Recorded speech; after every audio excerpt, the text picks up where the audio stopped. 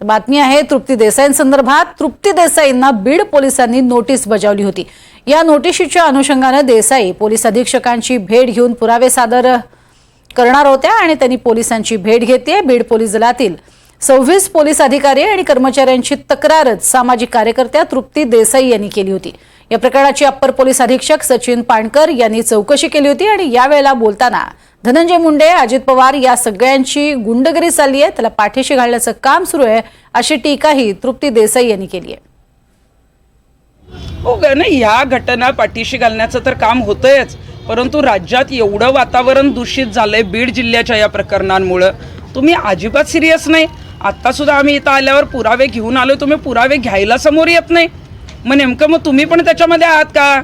मला ज्या संजय पांडकरांनी बोलवलेलं आहे ते सचिन पांडकर जे कोणी अपर पोलीस अधीक्षक आहेत, मला तर असंही कळालंय की ज्या लोकप्रतिनिधींनी काही पोलिसांची यादी जाहीर केलेली वाल्मिकराच्या मर्जीतली, त्यात त्यांचंही नाव आहे। त्यांनीच मला आज बोलवलंय।